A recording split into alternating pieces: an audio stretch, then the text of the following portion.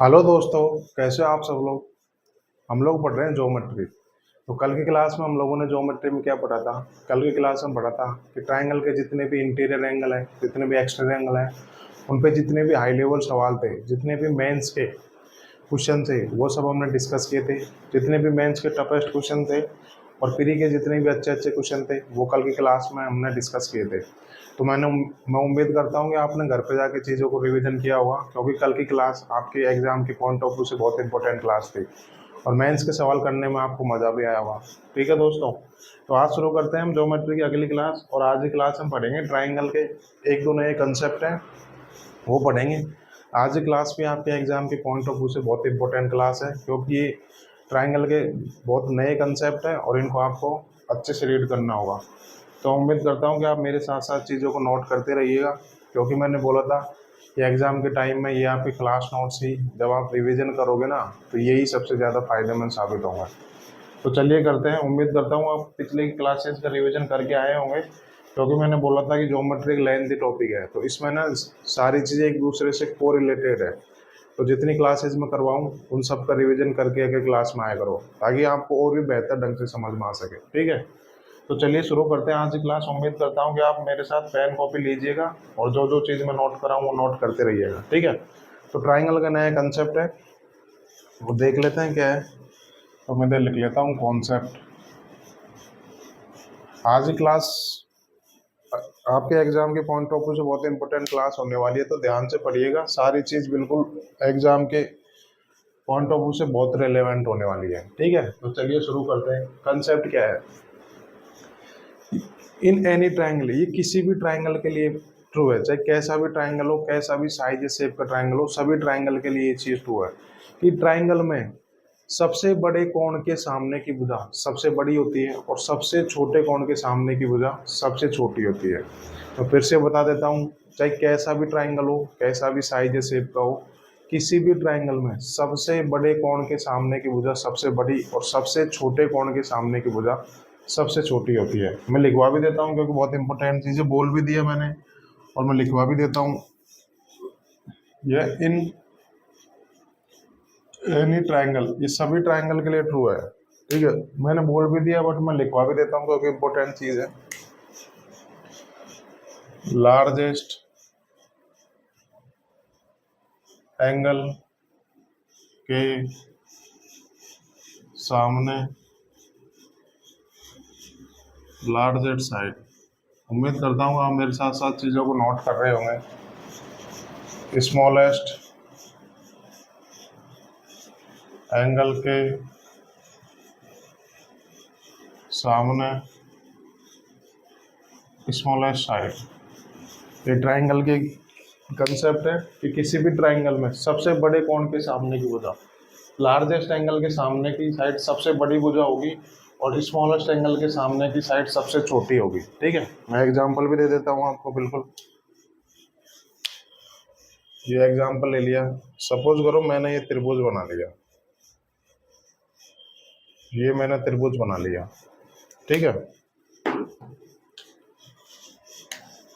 और ये एंगल मैंने मान लिया 53 डिग्री का मान लिया।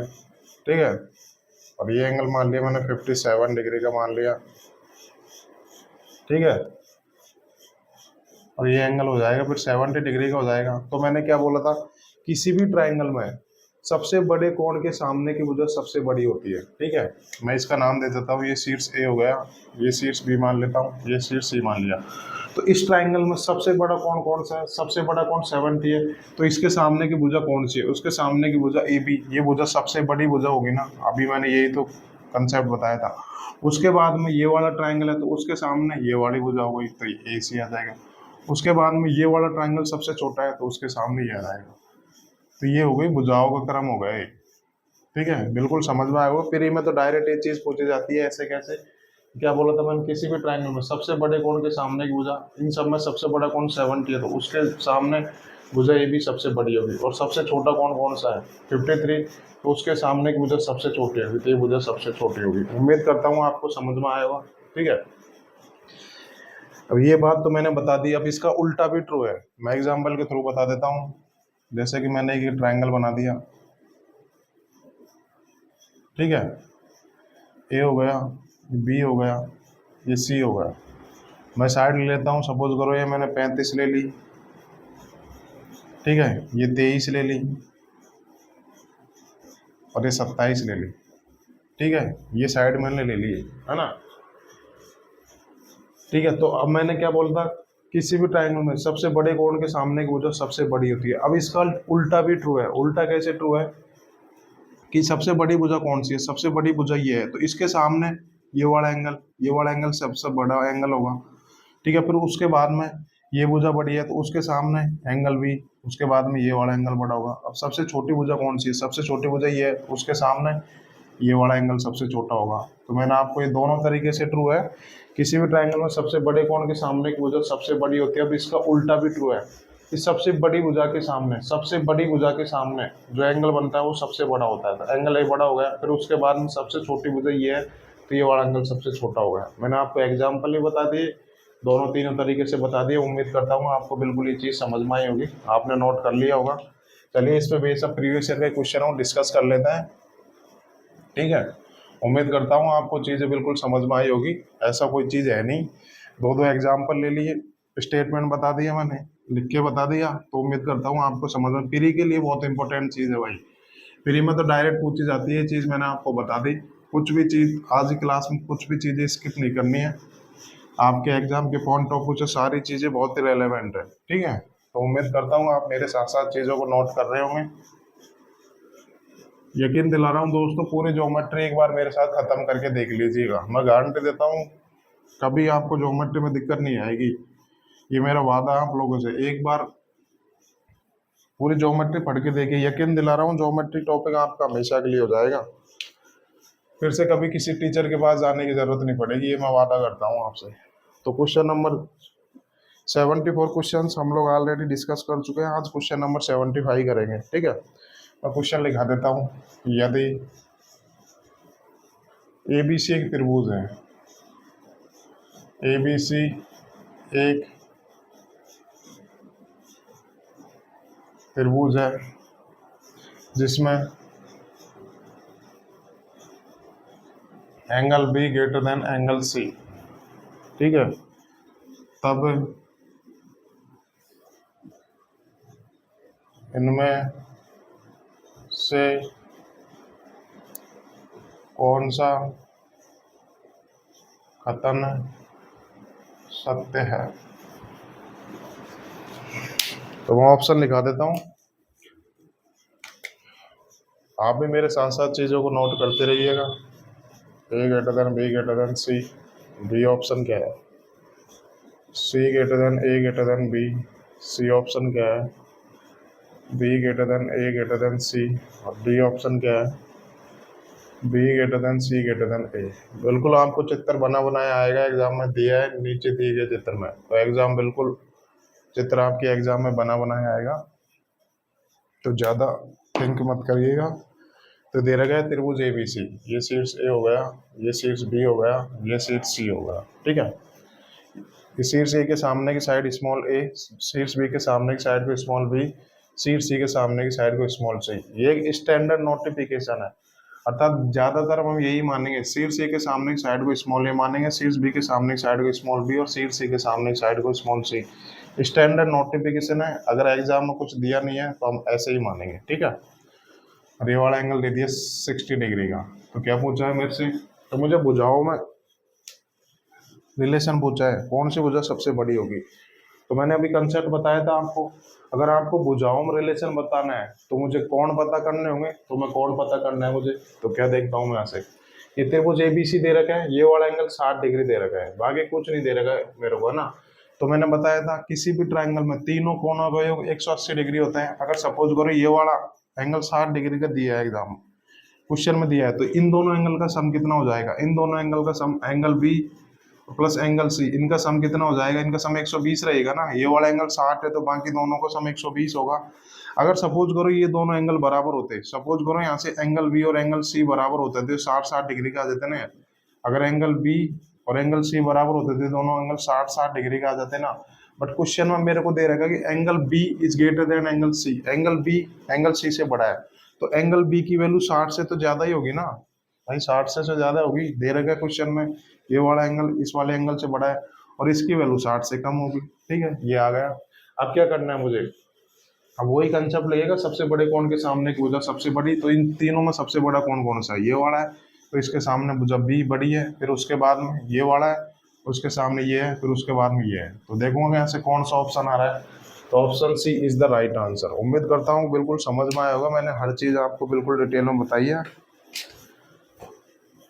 ठीक है, तो ये कंसेप्ट छोटा सा कंसेप्ट है, मैंने बता दिया, पीढ़ी के दृष्टिकोण से बहुत इंपॉर्टेंट कंसेप्ट है, बिल्कुल आपको स्किप नहीं करना है।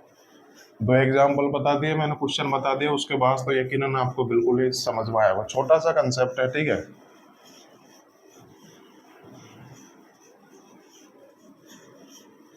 ये कंसेप्ट बड़े बड़े सवालों में यूज होगा भाई, तो बिल्कुल आपको याद रखना है, जब हम आगे क्वेश्चन करेंगे ना ज्योमेट्री के, तो उन बड़े बड़े सवालों में ये कंसेप्ट का यूज होगा। तो मैंने इसी वजह से आपको इतना बेसिक से बताया। ठीक है, अब नेक्स्ट हेडिंग डाल लीजिए, सबसे इम्पोर्टेंट हेडिंग है वो।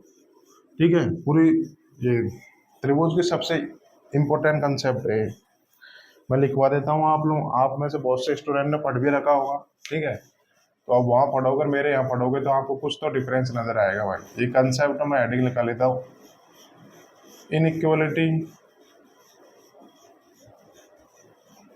Of triangle.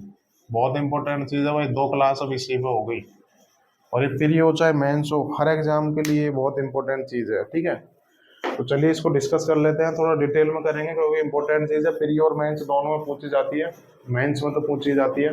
तो डिस्कस करेंगे इनइक्वालिटी ऑफ ट्राइंगल क्या है। इनइक्वालिटी ऑफ ट्राइंगल क्या है, मैं सपोज करो कोई सा भी ट्राइंगल बनाता हूँ, हर ट्राइंगल के बनने की कुछ ना कुछ तो शर्तें होती है ना भाई। मैंने कोई ट्राइंगल बनाया, ठीक है, तो हर ट्राइंगल के बनने की कुछ ना कुछ शर्तें होती है, उन्हीं शर्तों को बोलते हैं इनइक्वालिटी ऑफ ट्राइंगल। सपोज अगर मैं कोई ट्राइंगल बनाता हूँ, तो ट्राइंगल किस बेसिस पे बनाऊंगा, मतलब कैसे बनाऊंगा मैं, तो उस ट्राइंगल के बनने की कुछ शर्तें होती है। अगर वो शर्तें सेटिस्फाई होगी तो वो ट्राइंगल बनेगा, वरना नहीं बनेगा। तो इन्हीं शर्तों को बोलते हैं इनइक्वालिटी ऑफ ट्राइंगल। ठीक है, तो उम्मीद करता हूँ समझ में आया होगा। तो यहाँ से मैं पहली शर्त पढ़ लेता हूँ, दो तीन शर्तें हैं वो पढ़ लेंगे। तो पहली शर्त क्या है, बहुत इंपॉर्टेंट है भाई, पहली शर्त ध्यान से देखिएगा। किसी भी ट्राइंगल में, ये हर ट्राइंगल के लिए ट्रू है, चाहे कोई सा भी साइज या शेप का हो, किसी भी ट्राइंगल में सबसे बड़े कोण, नहीं नहीं ये नहीं है, सॉरी वो पिछला कंसेप्ट था। किसी भी ट्राइंगल में किन्हीं भी दो भुजाओं का सम तीसरी भुजा से ऑलवेज बड़ा होता है। ध्यान रखना, बहुत इंपॉर्टेंट चीज है कि किसी भी ट्राइंगल में किन्हीं भी दो भुजाओं का सम तीसरी भुजा से हमेशा बड़ा होता है। ये पहली कंडीशन हो गई। अगर ये कंडीशन सेटिस्फाई हो गई तो ट्राइंगल बनेगा, अन्यथा नहीं बनेगा। मैं बिल्कुल लिख के बताऊंगा आपको, हिंदी में लिख देता हूं। किसी भी ट्राइंगल में किन्हीं दो भुजाओं का योग हमेशा तीसरी भुजा से बड़ा होता है। ये ट्राइंगल के बनने की पहली शर्त है भाई। क्या, किसी भी ट्राइंगल में कोई सी भी दो भुजा ले लीजिए, उन दोनों भुजाओं का योग तीसरी भुजा से चेक करूंगा ना, तो वो हमेशा बड़ा आएगा। अगर बड़ा नहीं आया, सपोज करो बराबर भी आया, तो ट्राइंगल बनेगा नहीं, छोटा है तो नहीं बनेगा, हमेशा बड़ा आना चाहिए तो ही ट्राइंगल बनेगा। ठीक है, तो मैंने आपको स्टेटमेंट बता दिया, मैं चित्र के थ्रू बता देता हूँ कि जैसे कि सपोज करो मैंने एक त्रिभुज बनाया ABC। ठीक है, ये मैंने त्रिभुज बनाया, ये शीर्ष A हो गया, ये शीर्ष B हो गया, ये शीर्ष C हो गया। शीर्ष A के सामने की साइड को मैंने स्मॉल a माना, शीर्ष B के सामने की साइड को स्मॉल b माना, शीर्ष C के सामने की साइड को स्मॉल c माना। ठीक है, अब मैंने स्टेटमेंट क्या बताया था, किसी भी त्रिभुज में किन्हीं दो भुजाओं का योग तीसरी भुजा से हमेशा बड़ा होता है। तो मैं कोई सिर्फ दो भुजा ले लेता हूँ, सपोज करो मैंने भुजा B और A ले ली, तो B और A का योग जो है ना, अब बची कौन सी भुजा, बची ये तीसरी भुजा C, इससे बड़ा होगा हमेशा। यही तो स्टेटमेंट था कि त्रिभुज में किन्हीं दो भुजाओं का योग, मैंने सपोज करो A और B ले ली, इनका योग तीसरी भुजा कौन सी बची C, तो उससे बड़ा होगा। अब मैं AC ले लेता हूँ, इसी तरह A प्लस C B से बड़ा होगा। ठीक है, अब यहाँ से मैं B प्लस सी ले लेता हूँ, ये ए से बड़ा होगा। तो यही तो स्टेटमेंट मैंने बताया था कि किसी भी त्रिभुज में किन्हीं दो भुजाओं का योग, किन्हीं दो भुजाओं का योग हमेशा तीसरी भुजा से बड़ा होता है। ठीक है, बिल्कुल मैं इसके पीछे का रीजन भी बताऊंगा। आपने रीजन इंपॉर्टेंट नहीं है, बट आपने देख लिया होगा कि ये स्टेटमेंट होता है, बिल्कुल याद कर लीजिएगा। बिल्कुल इसके पीछे का रीजन बताता हूँ। ये चित्र को मैं इधर बना लेता हूँ, ठीक है। प्रूफ बताना जरूरी है क्योंकि आपको चीजें क्लियर हो जाएंगी यहाँ से, ठीक है। इसका चित्र ये है ना, ठीक है। यहाँ से मैं मिटा देता हूँ क्योंकि मुझे स्पेस चाहिए। तो मैंने स्टेटमेंट क्या बताया था, किसी भी त्रिभुज में किन्हीं दो भुजाओं का योग हमेशा तीसरी भुजा से बड़ा होता है। ठीक है, अब मैं इसका पीछे का रीजन बताता हूँ आपको क्यों होता है ऐसा। सपोज करो मैंने एक ट्रायंगल बनाता हूँ जिसकी साइड कितनी है, जिसकी साइड है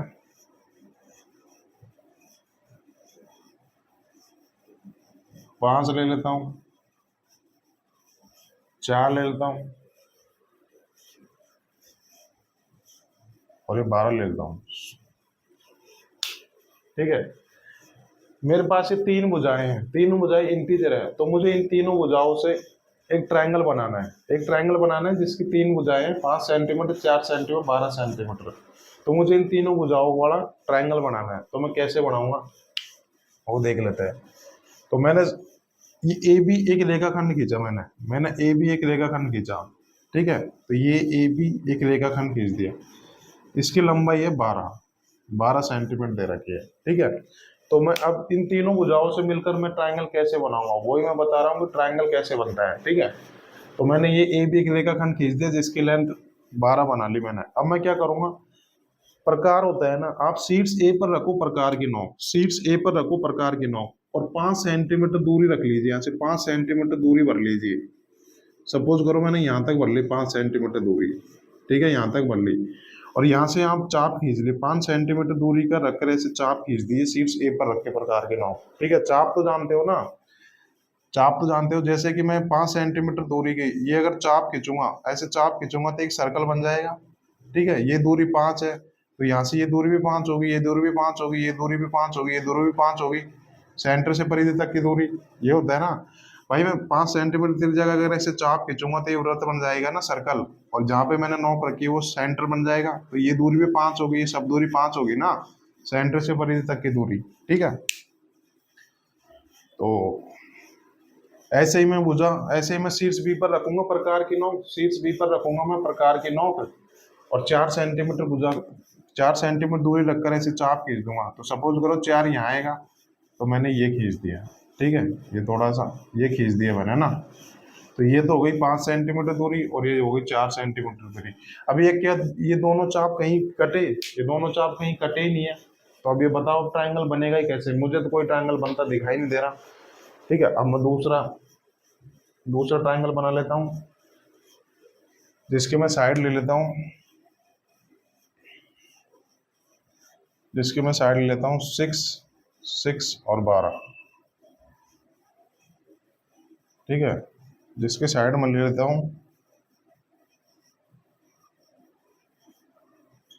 7, 5, 12 ले लेता हूँ, ठीक है। अब ये ट्रायंगल ले लिया, एक ट्रायंगल की 3 भुजाएं 7, 5, 12, मुझे इन भुजाओं से मिलकर एक ट्रायंगल बनाना है। तो कैसे बनाऊंगा तो वो देख लेते हैं कैसे बनाएंगे। तो मैंने वही ऐसे ही किया, ए बी रेखा खंड का मैंने एक रेखाखंड खींच लिया जिसकी लेंथ मैंने 12 सेंटीमीटर मानी, 12 सेंटीमीटर मानी है।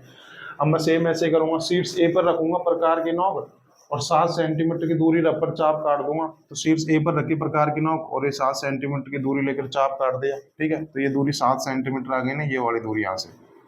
अब ऐसे ही शीट्स बी पर रखूंगा प्रकार की नोक और 5 सेंटीमीटर की दूरी भरकर चाप काट दूंगा। बी पर रखूंगा प्रकार की नोक और ये बिल्कुल यहाँ पे टच कर जाएगा ना, ये 5 सेंटीमीटर है भाई, तो यहाँ पर ही करेगा ना, 7 है 5 है टोटल 12 है, तो ये यहाँ पर टच करेगा यहाँ पे। और इसको एंगल, इसको नाम दे देता हूँ मैं सी। तो आप बताओ ये कोई ट्रायंगल बना क्या, ट्रायंगल बनता हुआ ही नजर नहीं आ रहा मेरे को, ये तो एक स्ट्रेट लाइन बन गई, तो यहाँ से भी नहीं बना। अब मैं तीसरा एग्जाम्पल ले लेता हूँ, ठीक है, बिल्कुल मैं प्रूफ बता रहा हूँ, देख लेता हूँ नीचे दिखाई देगा नहीं देगा। ठीक है, ये हो गया। अब सपोज करो मैं भुजा ले लेता हूँ, 8 ले ली मैंने, 7 ले ली और 10 ले लेता हूँ मैंने। सपोज करो मैंने ये भुजाएं ले ली, ठीक है। अब मैं क्या करूंगा यहाँ से, अब मुझे इन 3 भुजाओं से मिलकर ट्रायंगल बनाना है, तो कैसे बनाऊंगा? तो वही मैंने ए बी रेखाखंड लिया और एक खींच दिया मैंने, ए बी एक रेखाखंड खींच दिया जिसकी लंबाई 10 सेंटीमीटर मान ली मैंने। 10 दे रेखा बड़ी भुजा पे खींचते हैं रेखाखंड, है ना। तो अब क्या करूंगा, वैसे ही करूंगा, शीर्ष ए पर रखूंगा प्रकार की नोक और 8 सेंटीमीटर की दूरी भरकर ये चाप काट दूंगा ऐसे, ठीक है। 8 सेंटीमीटर की दूरी रखकर ये चाप यहाँ से काट दूंगा, तो ये यहाँ पे कटेगा ना, ये यहाँ पे रखी प्रकार की नोक और यहाँ पे काट दिया मैंने, ठीक है। तो ये काट दिया मैंने, फिर ऐसे रखूंगा, बी पर रखूंगा प्रकार की नोक, ये ऐसे बड़ा सा काट लेते हैं ना। अब ऐसे बी पर रखूंगा प्रकार की नोक और यहाँ से 7 सेंटीमीटर की दूरी सपोज करो यहाँ आएगी, तो रखकर ऐसे मैं काट दूंगा, ठीक है। ये मैंने काट दिया। यहाँ से यहाँ तक की दूरी 8 सेंटीमीटर है, यहाँ से यहाँ तक की दूरी, यहाँ से यहाँ तक की दूरी 7 सेंटीमीटर है। अब आप जानते हो कि एक सर्कल है, सपोज करो यहाँ से यहाँ तक की दूरी 8 सेंटीमीटर है, सेंटर से परिधि तक की दूरी त्रिज्या होती है और यहाँ से यहाँ तक की दूरी भी त्रिज्या होती है, यहाँ से यहाँ तक की दूरी भी त्रिज्या होती है, ये सब लेंथ बराबर होगी ना। तो अब मैं सपोज करो यहाँ इस बिंदु को नाम सी दे देता हूँ, तो ए से सी को मिलाया मैंने, ए से सी को मिलाया, तो इसकी दूरी कितनी होगी, यहाँ से यहाँ तक की दूरी 8 सेंटीमीटर है, तो सेंटर से परिधि तक की दूरी ये भी तो 8 सेंटीमीटर होगी ना, वही तो है, त्रिज्या ही तो है भाई। अगर ये दूरी 8 सेंटीमीटर है तो ये दूरी भी 8 सेंटीमीटर होगी, तो ये दूरी तो 8 सेंटीमीटर होगी। ऐसे में शीर्ष सी को शीर्ष बी से मिला देता हूँ, तो ये दूरी कितनी होगी, ये दूरी कितनी होगी, 7 आ गई ना भाई। यहाँ से यहाँ तक की दूरी 7 है, अगर ये दूरी 7 है तो ये दूरी भी 7 हो जाएगी। अब देख लो आपको ट्रायंगल बन गया है ना, बिल्कुल 8 7 10 सेंटीमीटर का ट्रायंगल बन गया। अब ये ट्रायंगल कैसे बना, यही तो चीज मैं बता रहा था, ये ट्रायंगल कैसे बना। आप इसमें देखो, किन्हीं भी दो भुजाओं का सम, सपोज करो मैं ये दो भुजा ले लेता हूँ, इन दोनों भुजाओं का सम क्या तीसरी भुजा से बढ़ा रहा है, 8 7 15 बिल्कुल बढ़ा रहा है, तो ही तो ट्रायंगल बना है। आप कोई सी भी दो भुजा ले लीजिए, सपोज करो मैं ये ले लेता हूँ, 8 + 10 का सम 7 से बड़ा आ रहा है कि नहीं आ रहा, बिल्कुल आ रहा है ना। ये ले लेता हूँ मैं, 10 + 7 का सम 8 से ग्रेटर देन आ रहा है ना। तो मैंने क्या बताया था, किसी भी ट्रायंगल में किन्हीं भी दो भुजाओं का सम हमेशा तीसरी भुजा से बड़ा होता है, तभी ट्रायंगल बनेगा। यही तो मैंने शर्त बताई थी, अगर ये चीज सत्य नहीं होगी तो ट्रायंगल बनेगा नहीं। देखो अब यहाँ पे देखो, किन्हीं भी दो भुजाओं का सम 5 + 4 का सम क्या 12 से ग्रेटर देन है क्या, नहीं है, तो ये ट्रायंगल बनेगा नहीं। तो मैंने क्या बताया था, अगर ये कंडीशन सेटिस्फाई होगी तो ही ट्रायंगल बनेगा। अभी यहाँ पे देख लो, किन्हीं भी दो भुजाओं का सम 7 + 12 का सम, तो ये तो 12 के बराबर हो गया। मैंने क्या बोला था, किन्हीं भी दो भुजाओं का सम तीसरी भुजा से बड़ा होता है, बराबर भी नहीं चलेगा, ठीक है। तो उम्मीद करता हूँ आपको ये समझ में आई होगी, ये मैंने पीछे का रीजन बता दिया। अब 10 सेकंड का टाइम देता हूँ, आप लोग इसको उतार लीजिए, ठीक है।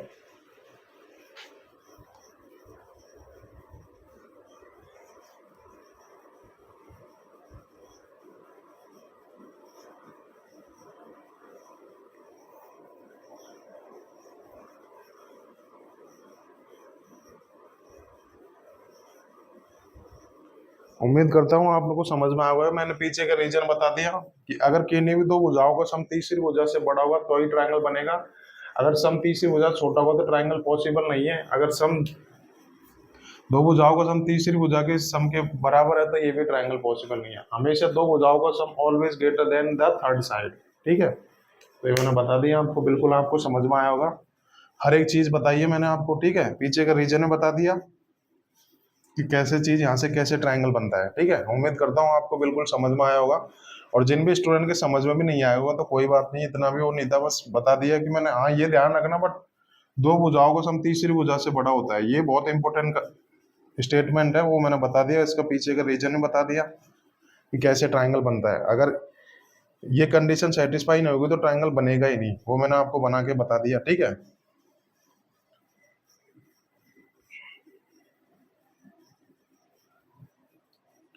अब यहां से ये चीज निकल के आई, ठीक है। अब यहां से भी कुछ रिलेशन होते हैं, वो मैं निकाल लेता हूँ। सपोज करो मैं यहाँ से, अगर उल्टा हो गया ना, देख लेना आप।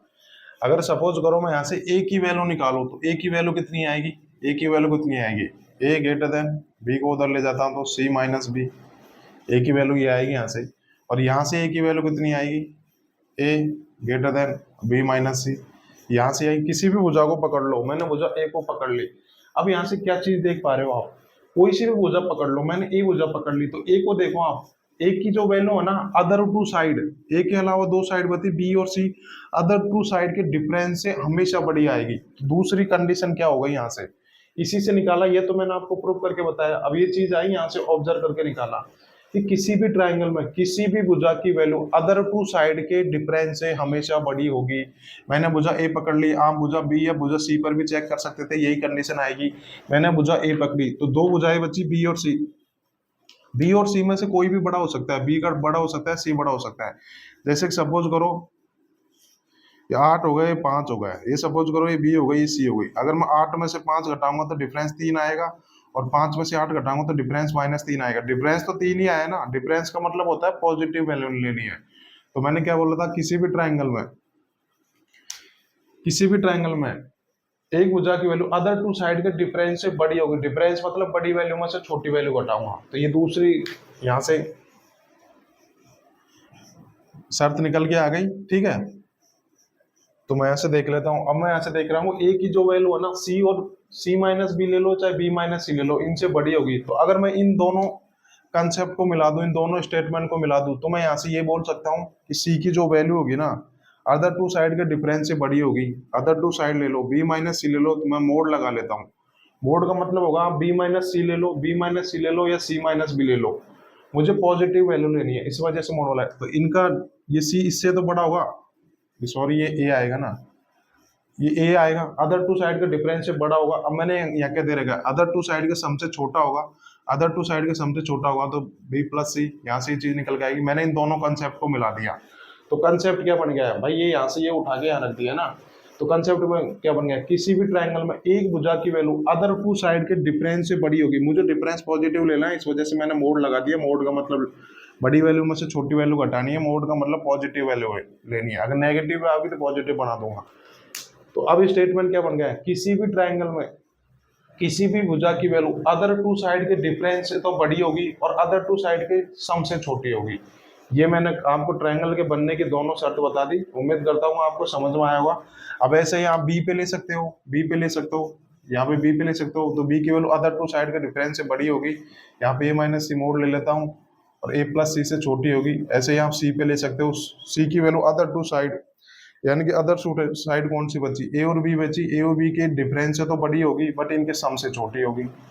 तो ये स्टेटमेंट है, ये प्रॉपर स्टेटमेंट है। मैंने आपको देखो बिल्कुल चीजें रटाई नहीं है, और सारी चीजें बिल्कुल प्रूव कर करके बताई है। उम्मीद करता हूँ ये बिल्कुल समझ में आएगा। कोई भी टीचर आपको इतना बेसिक से नहीं बताएगा, बोल देंगे ऐसे ही बोल देंगे किसी भी ट्राइंगल में किसी भी भुजा की वैल्यू अदर टू साइड के डिफरेंस से बड़ी होगी और अदर टू साइड के सम से छोटी होगी। मैंने बकायदा आपको रीजन बताया कि ऐसा रीजन मतलब क्यों होता है, इसके पीछे का कारण बता दिया। उम्मीद करता हूँ आपको बिल्कुल चीजें समझ में आई होगी, इससे ज्यादा बेसिक तो आपको कोई बताएगा भी नहीं। ठीक है, तो इसको उतार लीजिए, मैं आपको 10 सेकंड का टाइम देता हूँ। ठीक है,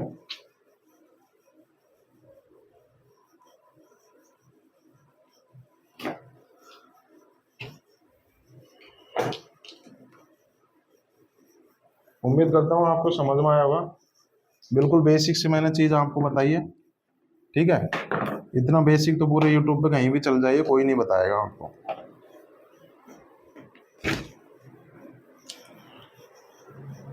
तो ये ट्राइंगल के बनने की दो शर्तें हो गई, मैंने दोनों शर्त बता दी आपको। किसी भी ट्राइंगल में किसी भुजा की वैल्यू अदर टू साइड के डिफरेंस से बड़ी होगी और अदर टू साइड के सम से छोटी होगी। बिल्कुल मैंने आपको रीजन बताया, अभी इसका प्रूफ भी करके बताया। ठीक है, इसी वजह से तो मैं कंसेप्ट में पकड़ होनी चाहिए, फिर क्वेश्चन तो आप बिल्कुल हवा में उड़ा दोगे। इसी वजह से मैं कंसेप्ट पे इतना ज्यादा जोर दिलाता हूँ, ताकि आपको कोई कंफ्यूजन रहे ही नहीं। ठीक है, उम्मीद करता हूँ आपकी सारी चीजें क्लियर होंगी। अब आपको मजा आ रहा होगा, अदर टीचर के पास पढ़ने में मेरे पास पढ़ने में कुछ तो डिफरेंस नजर आ रहा होगा आपको। यहाँ पे मैं यकीन दिला रहा हूँ उनसे कुछ ज्यादा ही सीखोगे, ये मेरी गारंटी है। अगर आप लोगों ने पूरी ज्योमेट्री मेरे साथ कवर कर ली होगी ना, तो मैं यकीन दिला रहा हूँ ये ऐसा कोई सा भी क्वेश्चन नहीं होगा ज्योमेट्री का जो आप एग्जाम में स्किप कर दोगे।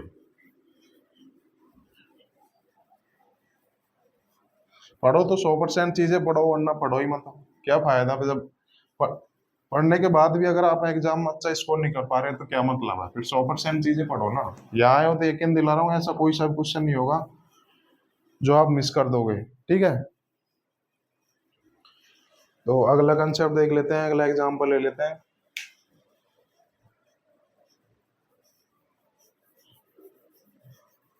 तो कंसेप्ट क्या है, मैं सपोज करो त्रिभुज की एक ट्राइंगल है, उसकी मैं 3 साइड दे देता हूं आपको, 10, 17 और x।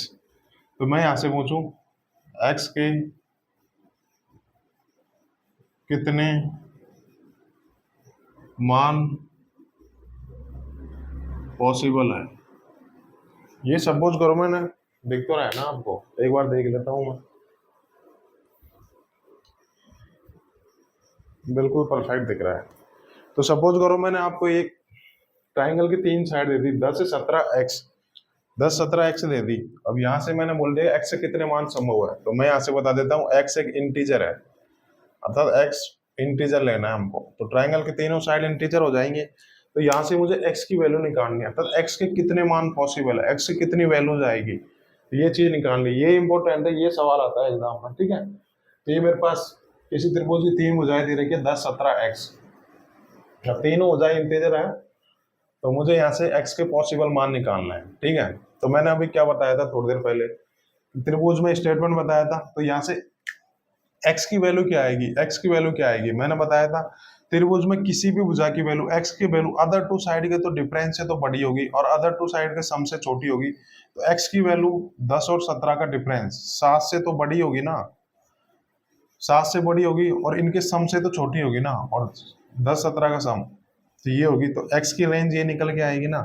मैंने आपको अभी बताया था कंसेप्ट, त्रिभुज में किसी भी भुजा की वैल्यू अदर टू साइड के डिफरेंस से बड़ी होगी और अदर टू साइड के सम से छोटी होगी, तो x की रेंज ये निकल के आएगी। तो यहाँ से x की वैल्यू क्या क्या निकल के आई, x की वैल्यू क्या क्या निकल के आई, 7 से बड़ा इंटीजर लेना है मुझे, 7 से बड़ा इंटीजर 8 होता है, फिर 9 होता है, फिर 10 होता है, ऐसे डॉट डॉट। 27 से छोटा इंटीजर 26 होता है। मैंने मेंशन कर रखा है कि x मुझे इंटीजर लेना है। तो यहाँ से x की वैल्यू ये निकल के आई। अब मैं देखूंगा कि ये x की कितने मान निकल के आए, तो मैं देखूंगा कि ये सभी गिनती ही है, बिल्कुल क्रम से लिखी गई है। तो x की वैल्यू निकालना तो क्या करूंगा मैं, 26 में से 8 करूंगा तो कितना आएगा, 26 माइनस 8 करूंगा तो 18, 18 नहीं आती, 18 से 1 कम आती है, इधर 19 आती है। तो यहाँ से x से कितनी वैल्यूज निकल के आई, x से 19 वैल्यू निकल के आई। x से कितने मान संभव है, x से 19 मान संभव है, ठीक है। यहाँ पे क्या करते हैं, गिनती आई तो है, क्रम से लिखी गई है। तो 26 में से लास्ट में से पहला टर्म घटा दूंगा, फिर एक टर्म जोड़ दूंगा, तो 19 वैल्यू निकल के आई। मैं बता देता हूँ ये कैसे वो करते हैं, आपने नंबर सिस्टम में पढ़ोगे वैसे। जैसे सपोज करो मैंने 3 4 5 और 6, ये मैंने 3 वैल्यू ले ली, ये मैंने 4 संख्याएं ले ली, 4 संख्याएं ले ली ना। अब मैं देखूंगा कि ठीक है, ये मेरे पास 4 संख्या है, अब मैं ये मेरे पास 4 गिनती है, मैं देखूंगा कि ये कितनी गिनती है, ये काउंट करनी है ना मुझे, इससे बता रहा हूँ मैं। तो मैंने क्या बोला था, फर्स्ट में से लास्ट में से फर्स्ट घटा दूंगा, 6 में से 3 गैर कितना आएगा 3, बट मेरे पास 3 थोड़ी ना, ये तो 4 गिनती है, तो 3 में 1 जोड़ के तो आती है, तो यही तो किया मैंने। तो 3 तो जो होता है ना, इनके बीच का डिफरेंस होता है, तो डिफरेंस तो 3 है बट संख्या है तो 4 है, इसी वजह से 1 जोड़ते हैं, तो 1 जोड़ के बता दिया। ये तो मैंने आपको बता दिया बेसिक से, ठीक है, बिल्कुल आपको समझ में आया होगा। अब यहाँ से 2-3 चीज और निकल के आती है, एग्जाम में क्या क्या पूछता है, यहाँ से पूछ लेगा कि x की मिनिमम वैल्यू कितनी आएगी, x की मिनिमम वैल्यू, तो x की मिनिमम वैल्यू 8 आएगी ना यहाँ से, और x की मैक्सिमम वैल्यू कितनी आएगी, x की मैक्सिमम वैल्यू आएगी 26, और x की कितनी वैल्यूज आएंगी, तो x की वैल्यूज 19 आएगी। मैंने बता दिया, लास्ट टर्म में से फर्स्ट टर्म घटाते हैं, फिर उसमें 1 जोड़ के और x की वैल्यूज आ जाएगी, ठीक है। उम्मीद करता हूँ समझ में आया होगा, ठीक है। इधर ही लिख देता हूँ। अब यहाँ से पूछेगा, सपोज करो ये तो x की मैंने वैल्यू निकाल ली, अब यहाँ से पूछेगा कि कितने ट्राइंगल बनेंगे, यहाँ से कितने ट्राइंगल बनेंगे, कितने पॉसिबल ट्राइंगल बनेंगे। ये तो x के कितने वो मान पूछ लिया। दूसरा कुछ पहला क्वेश्चन तो देखो x की मिनिमम वैल्यू पूछेगा यहाँ से, फिर x की मैक्सिमम वैल्यू पूछेगा, फिर पूछेगा x से कितने मान संभव है, फिर चौथा क्वेश्चन पूछेगा कितने ट्राइंगल बनेंगे। तो मैं देख लेता हूँ कितने ट्राइंगल बनेंगे। तो जितनी x की वैल्यू आएंगी उतने ही तो ट्राइंगल बनेंगे, भाई ये 10 और 17 तो फिक्स है, मैं ट्राइंगल बना बना के बता देता हूँ आपको। जैसे कि दो साइड तो फिक्स दे रखी है, 10 है और 17 तो फिक्स दे रखी है। अब यहाँ से x की वैल्यू ये आ गई। अब सपोज करो x की वैल्यू मैंने 8 रख ली, x की वैल्यू ये है, x की वैल्यू मैंने 8 रख ली, दो साइड तो फिक्स है ना, x की वैल्यू 8 रख ली, एक ट्राइंगल ये बन गया। एक ट्राइंगल मैं ऐसे बना लूंगा, ये 10 हो गई, ये 17 हो गई, x की वैल्यू 9 आ जाएगी। ऐसे एक ट्राइंगल ये बना लूंगा, दो भुजाएं तो फिक्स हो गई 10 17, तो इसकी वैल्यू 10 आ जाएगी। तो ये देखो, यानी जितने x के मान बनेंगे उतने ही तो ट्राइंगल बनेंगे। 10 और 17 तो फिक्स है, जैसे मैं x की वैल्यू अलग अलग रखूंगा तो उतने ही अलग अलग ट्राइंगल बनते नजर आ जाएंगे। तो यहाँ से कितने ट्राइंगल बनेंगे, यहाँ से 19 ही ट्राइंगल बनेंगे, वो मैंने आपको बता दिया। ठीक है, बेसिक से मैंने आपको बता दिया। अब इसका डायरेक्ट शॉर्टकट भी होता है, मैं वो शॉर्टकट बता देता हूँ। ठीक है, ये आपने देख लिया अच्छे से, तो अब मैं शॉर्टकट बता देता हूँ इसका, शॉर्टकट से ही करेंगे, बट ये आना चाहिए, मैंने आपको बता दी, क्योंकि एक्स के मिनिमम वैल्यू मैक्सिमम वैल्यू पूछेगा तो बेसिक से ही होगा वो। ठीक है, शॉर्टकट बताएगा सिर्फ ट्राइंगल के कितने कितने ट्राइंगल बनेंगे यहाँ से। ठीक है,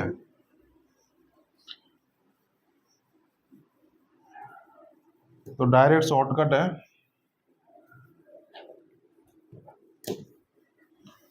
डायरेक्ट, और इसी से आप करोगे नंबर ऑफ पॉसिबल ट्राइंगल, अर्थात बनने वाले कुल संभव त्रिभुजों की संख्या कितनी होगी, कुल कितने त्रिभुज बन सकते हैं, तो उसका डायरेक्ट शॉर्टकट है वो मैं बता देता हूँ। अब मेरे पास साइड दे रखी है 10 है और 17x ये दे रखी है। अब यहाँ से पूछ लेगा कि कितने ट्राइंगल बनेंगे, अर्थात कितने ट्राइंगल बनेंगे, तो डायरेक्ट शॉर्टकट बताता हूँ। x तो अननोन है ना, तो x को मुझे नहीं देखना, अब मैं देखूंगा 10 और 17। x तो अननोन है, 10 और 17 नोन है, तो मैं देखूंगा 10 और 17 में से सबसे छोटा नंबर कौन सा है। 10 और 17 में सबसे छोटा कौन सा है, 2 है, तो इसका नंबर ऑफ ट्राइंगल पॉसिबल, इसकी जो डायरेक्ट शॉर्टकट होता है ना, वो होता है 2 गुणा स्मॉलेस्ट नंबर -1। ठीक है, ये इसका शॉर्टकट होता है, मैंने आपको बता दी। शॉर्टकट याद रखना, शॉर्टकट से ही करेंगे। ठीक है, अब शॉर्टकट से क्या, अब 10 17 तो नोन है, x तो अननोन है, तो मैंने क्या ट्रिक क्या बताई थी, 2 गुणा स्मॉलेस्ट नंबर क्या है, इन दोनों में देखना है। x तो मुझे पता ही नहीं है ना, मुझे देखना है इन दोनों में सबसे छोटा नंबर कौन सा है, सबसे छोटा 10 है, -1 करूंगा तो कितना आएगा, 19 निकल के आई, तो 19 से तो निकल के आई। तो बिल्कुल मैंने आपको बेसिक से बता दिया, शॉर्टकट भी बता दिया। 10 17 x, ये त्रिभुज की 3 भुजाएं दे रखी है, इन्हों पूछेगा कि कितने ट्रायंगल बनेंगे, कितने डिफरेंट ट्रायंगल बनेंगे, तो क्या करेंगे, x तो अननोन है, इसको देखूंगा ही नहीं। 10 17 में सबसे छोटा नंबर कौन सा है, 10 है, तो 2 गुणा स्मॉलेस्ट नंबर, 2 गुणा 10, फिर -1 करूंगा तो ऐसे 19 आ जाएगी। उम्मीद करता हूँ आपको बिल्कुल चीज समझ में आई होगी। ठीक है, तो उतार लीजिए जब तक आप।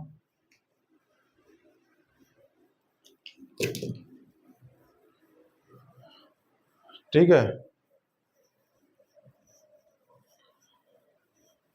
तो बिल्कुल आपके समझ में आई होगी यहाँ से।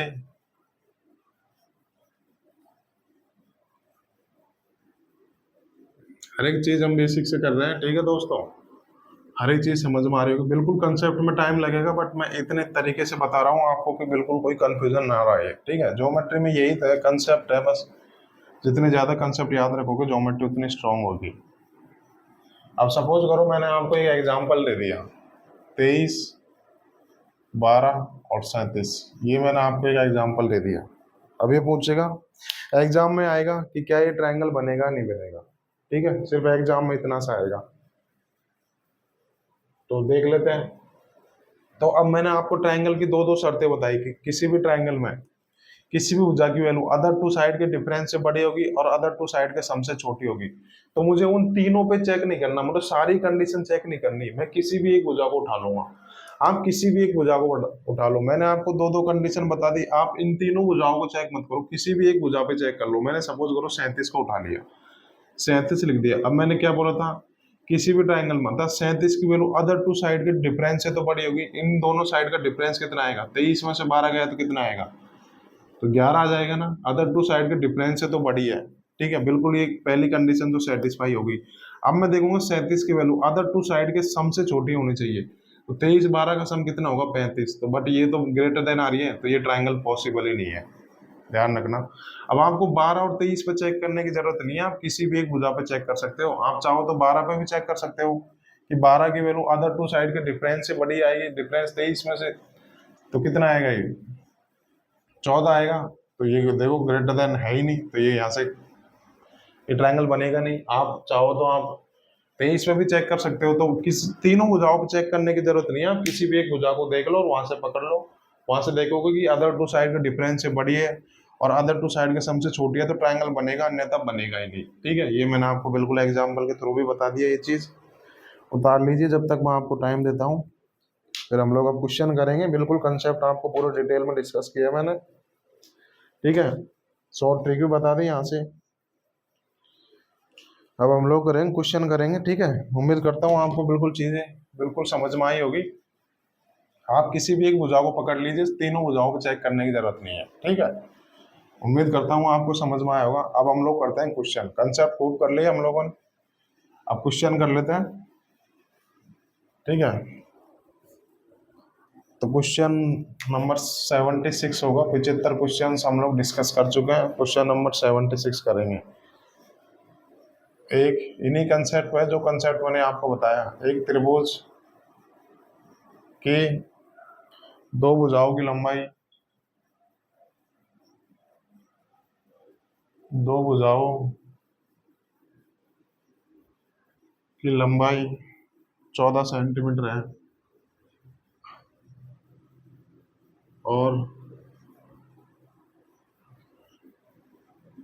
9 सेंटीमीटर है। दिखाई तो दे रहा है ना आपको, 9 सेंटीमीटर है। नीचे दिए गए विकल्पों से, नीचे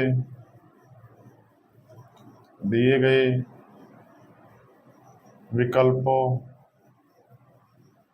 में से कौन सी विकल्प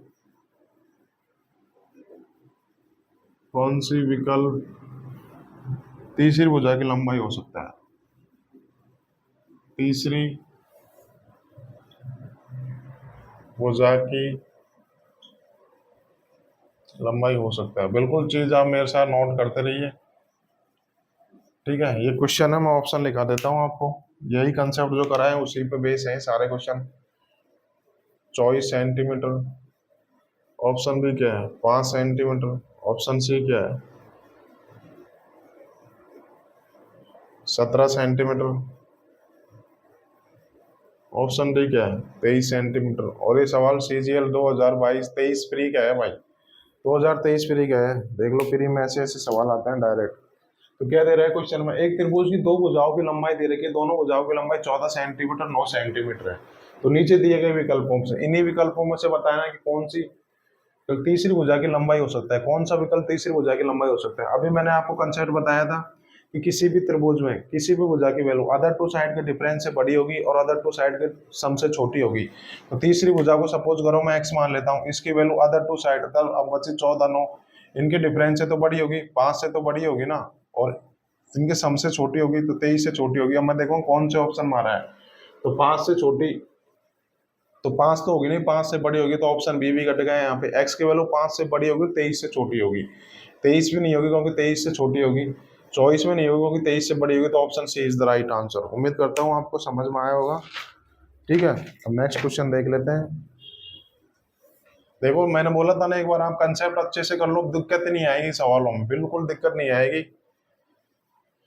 इसी वजह से मैं कंसेप्ट पे ज्यादा गहराई से डिटेल में बताता हूँ। ठीक है, देख लो आपको कंसेप्ट अच्छे से पढ़ने में कितना फायदा हुआ है। तुरंत विद इन 5 सेकेंड में आपने इसका आंसर दे दिया। ठीक है, अब नेक्स्ट क्वेश्चन देख लेते हैं। क्वेश्चन नंबर 77 क्या दे रखा है, यदि किसी त्रिभुज की दो भुजाएं, यदि किसी त्रिभुज की दो भुजाएं, यदि किसी त्रिभुज की दो भुजाएं 876 सेंटीमीटर और 678 सेंटीमीटर है और तीसरी भुजा एक पूर्ण संख्या है, और तीसरी भुजा एक पूर्ण संख्या है, तीसरी भुजा एक पूर्ण संख्या है, तो विभिन्न त्रिभुजों की संभावित संख्या, तो विभिन्न त्रिभुजों की संभावित संख्या है, क्या होगी? ठीक है, क्वेश्चन दे रखा है, मैं बिल्कुल आपको ऑप्शन लिखवा देता हूं।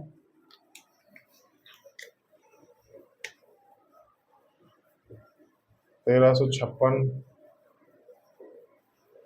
1355, 1554 और 1752, ये क्वेश्चन दे रखा है। ठीक है, अब सॉल्व करते हैं। बिल्कुल वही कंसेप्ट है, हर स्टूडेंट ने कर लिया होगा मेरे से पहले। क्या दे रखा है? यदि किसी त्रिभुज की दो भुजाओं की लंबाई दे रखी है 876 सेंटीमीटर दे रखा है, 678 सेंटीमीटर दे रखा है, तीसरी भुजा एक पूर्ण संख्या है, तीसरी भुजा को मैं x मान लेता हूँ। ठीक है, ये मेरे को दे रखी है त्रिभुज की भुजा 876 सेंटीमीटर, 678 सेंटीमीटर और तीसरी भुजा को मैं x मान लेता हूँ। अब यहाँ पे बोला कि x इंटीजर है। ठीक है, तो विभिन्न त्रिभुजों की संभावित संख्या क्या है? अभी मैंने आपको बिल्कुल शॉर्टकट बताया था, उसी से करेंगे हम लोग। तो क्या बताया था? ये मेरे को त्रिभुज की तीन भुजाएं दे रखी है, ये अज्ञात भुजा है, तो मैं इसमें नहीं देखूंगा। अब देखूंगा कि इन दोनों में से सबसे छोटा नंबर कौन सा है। इन दोनों में सबसे छोटा नंबर कौन सा? 678, तो मैंने बताया था 678 स्मॉलेस्ट नंबर की गुणा 2 में करनी है, -1 करूंगा, तो यहाँ से इनके गुणा करूंगा तो क्या आएगा? 8 दूनी 16, ये संख्या कुछ भी हो, इसका यूनिट डिजिट 6 आएगा ना। 8 दूनी 16 में से गया तो 5, यानी इसका उत्तर कुछ वही यूनिट डिजिट 5 आएगा ना। Option B is the right answer. एक ही ऑप्शन का यूनिट डिजिट 5 है। ये बिल्कुल देखो विद इन 1-2 सेकंड में आप कर लोगे। ये तो मैं लिख लिख के बता रहा हूँ, डायरेक्ट देखोगे 876 और 678 में सबसे छोटा ये है, इसका दो गुणों में से एक घटाऊंगा, 8 दूनी 16, 16 तो यूनिट डिजिट 6 आएगा, 6 में से एक घटाऊंगा तो 5, यूनिट डिजिट 5 आएगा, तो एक ही ऑप्शन आएगा। विद इन मेंस का सवाल है, देखो आप कितना जल्दी कर पा रहे हो। अब एक बार क्वेश्चन एग्जाम में क्वेश्चन ये भी आया था, यहाँ पे सपोज करो अगर एक्स की कोई मेंशन करके ना कि एक्स क्या दे रखा है 600, तीसरी भुजा एक पूर्ण संख्या है, तीसरी भुजा है और तीसरी भुजा एक्स है, सपोज करो यहाँ पे ये दे दिया, तो विभिन्न त्रिभुजों की संभावित संख्या क्या होगी? अगर यहाँ पे ऑप्शन में सपोज करो, अगर यहाँ पे ऑप्शन में नन दे रखा है तो इसका उत्तर अब क्या आएगा, ये बताओ मुझे।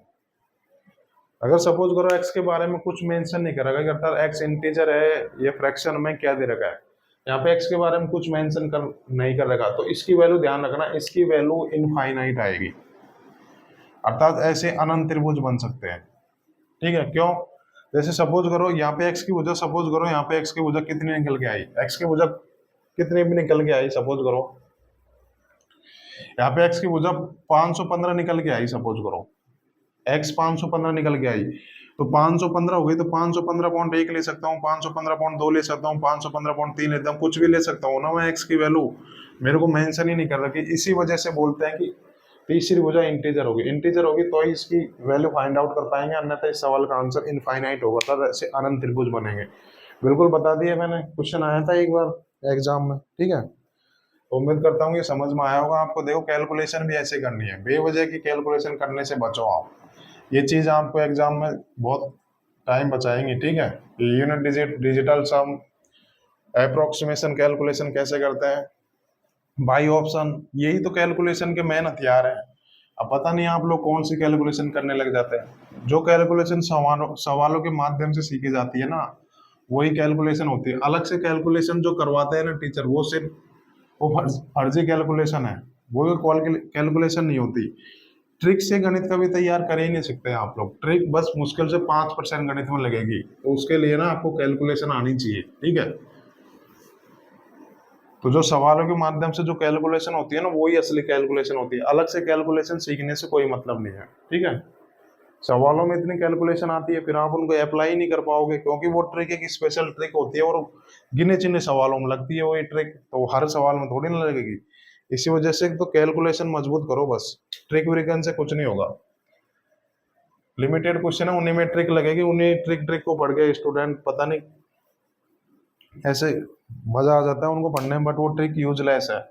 मतलब सिर्फ 5% गणित में ही ट्रिक लगेगी, बाकी ट्रिक जो है ना कॉन्सेप्ट, कैलकुलेशन, क्वांटिटी एप्टीट्यूड, का मतलब ये है कि सारी चीजें बिल्कुल प्रैक्टिस से आएंगी। ये ट्रिक ब्रेक लगती है, ट्रिक मानता हूँ, लेकिन वो 5% सवालों में लगती है, तो बेवजह की ट्रिक से बचो और बिल्कुल बेसिक कंसेप्ट में मजबूत करो। ठीक है, तो चलिए अब क्वेश्चन नंबर 78 कर लेते हैं। जो कैलकुलेशन सवालों के माध्यम से सीखी जाती है ना, वही असली कैलकुलेशन होती है, अलग से करने की कोई मतलब नहीं है, क्योंकि यहीं सीख गए तो यहीं यूज करना आना चाहिए ना। दिए गए चित्र में त्रिभुज पी क्यू आर में एस पी क्यू रेखाखंड पर एक बिंदु है। एस पी क्यू रेखाखंड पर, उम्मीद करता हूँ आप मेरे साथ साथ चीजों को नोट कर रहे होंगे। अब यहाँ से पी आर बराबर दे रखा है 8 सेंटीमीटर दे रखा है, और पी एस बराबर 3 सेंटीमीटर दे रखा है, और क्यू आर बराबर 15 दे रखा है। तो एस क्यू की लंबाई हो सकती है, तो एस क्यू की, मेंस का सवाल है भाई, एस क्यू की लंबाई हो सकती है। विद इन 5 सेकेंड में आप लोग क्वेश्चन कर पाओगे, ठीक है। तो मैं ऑप्शन लिखा देता हूँ, A B C D. Option क्या है? 4 13 20 24, 4 13 20 24। बिल्कुल क्वेश्चन आएगा एग्जाम में बना बनाया, तो आपको इतना सोचने की जरूरत नहीं है। तो दिए गए चित्र में तो चित्र बना देता हूँ। मेरे को त्रिभुज पी क्यू आर दे रखा है, ठीक है। ये पी हो गया, ये क्यू हो गया, ये आर हो गया। अब बोला क्यू आर, रेखाखंड क्यू आर, सॉरी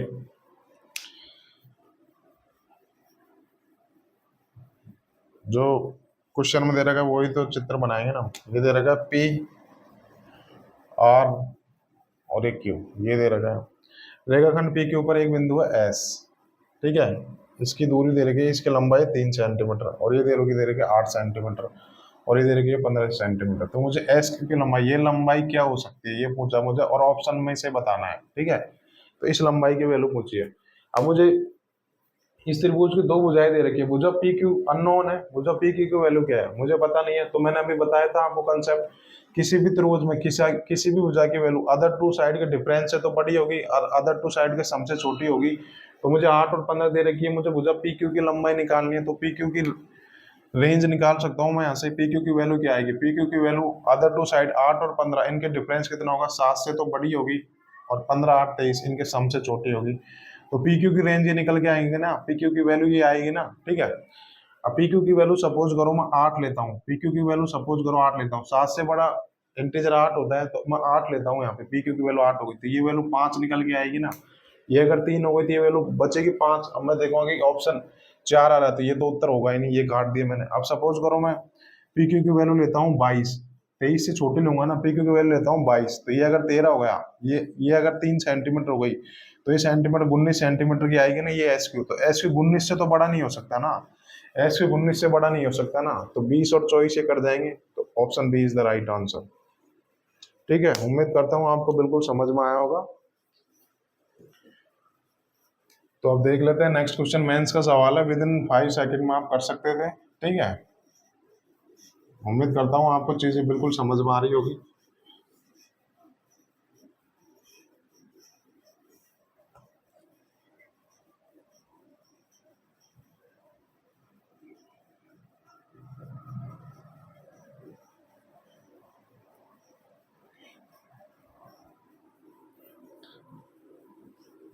अब क्वेश्चन नंबर करते हैं 79, ठीक है। और ये मैक्सिमम लेवल है, फिर उसके बाद में हम टाइप चेंज करेंगे। उन सभी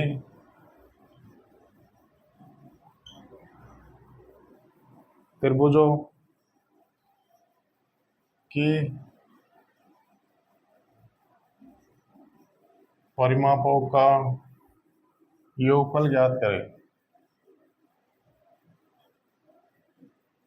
योगफल ज्ञात करें जिनकी भुजाएं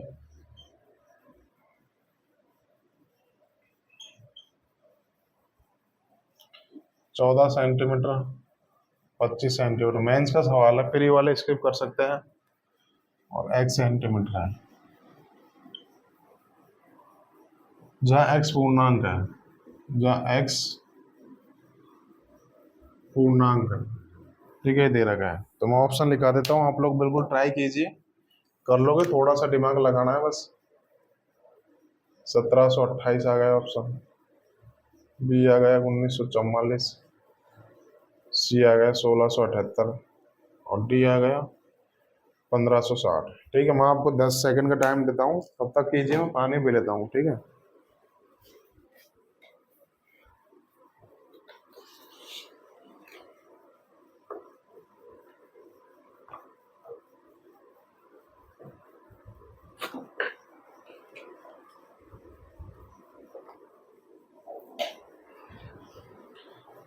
उम्मीद करता हूँ आप लोगों ने ट्राई की होगी क्वेश्चन की। ठीक है, क्या दे रखा है, उन सभी त्रिभुजों की परिमाप, परिमाप का मतलब जानते हो, परिमाप मीन्स पेरीमीटर क्या होता है। पेरीमीटर यानी कि किसी भी त्रिभुज का पेरीमीटर कैसे निकालता है, उसके तीनों भुजाओं को जोड़ दूंगा। परिमाप यानी चारों भुजाओं की जितनी भी दूरी है उनका सम करना है, तो परिमाप का मतलब कितना हो, तीनों भुजाओं को जोड़ दूंगा तो उस त्रिभुज का परिमाप निकल जाएगा। तो यहाँ पे क्या दे रहेगा, उन सभी त्रिभुजों के परिमापों का योगफल ज्ञात करें जिनकी भुजाएं 14, 25 और x सेंटीमीटर है, जब x एक इंटीजर है। तो मैं सबसे पहले देखूंगा कि कितने त्रिभुज बनेंगे। यहाँ से मेरे को दे रखा है कि त्रिभुज की तीन भुजाएं दे रखी है, 14 सेंटीमीटर, 25 सेंटीमीटर और x सेंटीमीटर, ये दे रखा है। अब मुझे सभी त्रिभुजों का परिमापों का योगफल निकालना है। तो सबसे पहले देखता हूँ यहाँ पे त्रिभुज कितने बनेंगे, त्रिभुज कितने बनेंगे। यहाँ से त्रिभुज को डेल्टा से निरूपित करते हैं ऐसे। ठीक है, तो त्रिभुज कितने निकलेंगे यहाँ से, तो मैं देख लेता हूँ। तो शॉर्टकट क्या बताया था, x तो अननोन है, इसको छोड़ूंगा। 14, 25 में सबसे छोटा कौन सा है, 14, तो 14 गुणा 2 -1, तो कितना आएगा, 27 ट्राइंगल पॉसिबल है यहाँ से। यानी कि मुझे 27 त्रिभुज बनेगा ना, उन सभी त्रिभुजों का मुझे पेरीमीटर निकालना है, पेरीमीटर का योग निकालना है। सबसे पहले मैंने निकाला कि कितने ट्राइंगल बनेंगे, तो यहाँ से 27 ट्राइंगल बनेंगे। अब मुझे इन 27 ट्राइंगल के परिमापों का योगफल निकालना है, यही सवाल पूछा है। अब मैं देखूंगा कि ऐसे x की वैल्यू क्या आएगी, तो मैंने अभी बताया था आपको, किसी भी त्रिभुज में किसी भी भुजा की वैल्यू अदर टू साइड के डिफरेंस से बड़ी होगी और अदर टू साइड के सम से छोटी होगी। तो मैं ऐसे x की वैल्यू निकालू, x की रेंज निकालू तो कितनी आएगी, 14, 25 में डिफरेंस कितना आता है, 11 का आता है, 11 का आता है, और इनका सम कितना होगा, 39 होगा। ठीक है, ये चीज निकल के आई ना यहाँ से। अब यहाँ से x की वैल्यू क्या क्या आएंगे, x की वैल्यू 11 से बड़ी integer 12, 13, 14 dot dot dot dot 38 तक आएगी ना, ये x की वैल्यू आ गई ना, यही तो चीज निकल के आई यहाँ से। अब मुझे क्या निकालना, त्रिभुज के सभी परिमापों का योगफल निकालना है, ये x की वैल्यू निकल के आई। ठीक है, तो त्रिभुज कितने बनेंगे, त्रिभुज 27 त्रिभुज बनेंगे। कौन कौन से त्रिभुज बनेंगे मैं आपको बता देता हूँ, एक 14, 25 और x की वैल्यू 12 ले लूंगा, एक त्रिभुज तो ये बन जाएगा। ठीक है, दूसरा त्रिभुज क्या बनेगा, 14, 25, x की वैल्यू रखते जाइए और आपको त्रिभुज बनते जाएंगे। 14 और 25 तो फिक्स है ना, 14 और 25 तो फिक्स है ना, बस x की वैल्यू रखते जाइए और आपको ऐसे 27 अलग अलग त्रिभुज बन जाएंगे। ठीक है, तो मुझे क्या करना है, इन सभी त्रिभुजों के परिमापों का सम निकालना है। ठीक है, तो मैं क्या देखूंगा यहाँ से, तो मैं देख लेता हूँ, ये डॉट डॉट डॉट डॉट खाते जा रहा है, 14, 25 लास्ट कितने दे रखा है, 38 तक, ये सब त्रिभुज आ गए। मुझे इन सब त्रिभुजों के परिमापों को सम निकालना है। तो पहले मैं देख लेता हूँ, 14 और 25 तो फिक्स है, बस यही तो साइड, यही साइड देखो, ये साइड एक एक बढ़ रही है, ये साइड 12 हो गई, फिर 13 हो गई, फिर 14 हो गई, ऐसे 15 करके लास्ट 38 तक जाएगी। तो मैं इनका सम देख लूंगा, 25, 14 कितना होता है, 39, 39 12 जोड़ूंगा तो कितना आएगा, 51 आ जाएगा। ठीक है, अब ऐसे इसका सम क्या होगा, 14 और 25, तो ये भी ध्यान रखना, ये भी कैलकुलेशन की ट्रिक है, मतलब आपको ऐसे अप्रोच करनी है सवाल को। 14, 25 तो फिक्स हो गई, अब मैं देखूंगा कि 12, यहाँ भी 14, 25 तो फिक्स है, बस ये लेंथ बढ़ी है ना, ये लेंथ 12 से 13 बढ़ी है, तो परिमाप भी एक बढ़ जाएगा ना भाई, ये दोनों तो फिक्स है ना, ये दोनों फिक्स है।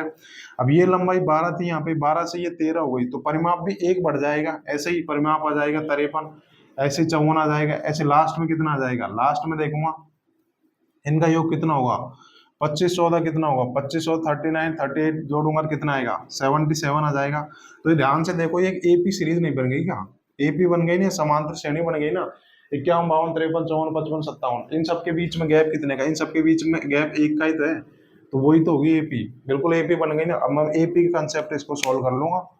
ठीक है, तो समांतर श्रेणी के n पदों को योगफल का निकालने का फॉर्मूला आता है, वो बता देता हूँ, काफी स्टूडेंट को आता होगा, जिनको नहीं भी आता, जब मैं नंबर सिस्टम में पढ़ाऊंगा, एपी और जीपी का कंसेप्ट पढ़ाऊंगा, तब आपको बिल्कुल आ जाएगी। तो अभी के लिए सिर्फ इतना रखो, समांतर श्रेणी के n पदों को योगफल का फॉर्मूला होता है n/2 प्रथम पद प्लस लास्ट पद, ये होता है डायरेक्ट। जिनको नहीं आता कोई बात नहीं, अभी के लिए स्किप करेंगे, बट जिनको आता है वो देख लो।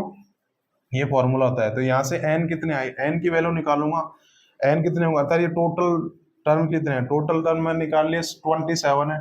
तो यहाँ से कितना आएगा 27/2 गुणा ए प्लस एल, प्रथम पद ये है और प्लस लास्ट पद, इनका सम कितना होगा 7×8 7×5 12 128 होगा ना, 128 होगा। बस मैं इसको सॉल्व कर लूंगा तो त्रिभुज के सभी परिमापों को योगफल आ जाएगा। काटूंगा इसको, 2 से 6 बार गया, 2 से 64 बार गया। अब मुझे 27×64 करनी है, 27×64 करूंगा। कैसे करूंगा, अब यही तो कैलकुलेशन है, यही तो करनी है मुझे। अब मैं 27 को कैसे लिख सकता हूँ, 27 3 का क्यूब होता है ना, 3 का क्यूब होता है 27, और 64 4 का क्यूब होता है। तो इन दोनों को गुणा करूंगा तो क्या आ जाएगा, 12 का क्यूब आ जाएगा ना। अब मैंने बोला था आपको 1 से 25 तक के क्यूब याद करने हैं, तो 12 का क्यूब क्या होता है, 12 का क्यूब होता है 1728। तो देखो ये होती है कैलकुलेशन ट्रिक। 27×64, तो मैं 27 को देखूंगा कि 3 की पावर 3 होता है, गुणा 64 कितना होता है, 4 की पावर 4 होता है। तो इन गुणा करूंगा तो ये 12 की पावर 3 आ जाएगी। अब मैंने बोला था 1 से 25 तक के घन याद होने चाहिए, तो 12 का क्यूब कितना होगा 1728 होगा। ठीक है, ये होती है कैलकुलेशन की। मैंने आपको ऐसे किया, आप कोई और तरीके से भी कर सकते थे, बिल्कुल उत्तर यही आएगा। आप अलग तरीके से भी योग कर सकते थे, मैंने बिल्कुल ऐसे कर दिया। यहाँ से 2 भुजा फिक्स है, 1 भुजा बढ़ रही है, यानी कि परिमाप भी एक एक बढ़ेगा। तो मैं देखूंगा कि यहाँ पे एपी बन जाएगी। अब एपी के कंसेप्ट से सॉल्व कर लूंगा।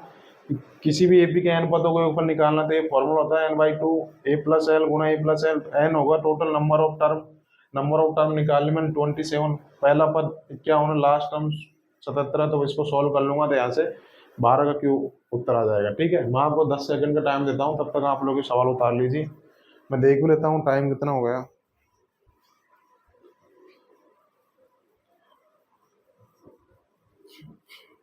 मैं देख पा रहा हूँ टाइम भी हो गया, पर देख लेते हैं और सवाल डिस्कस कर सकते हैं कि नहीं हम।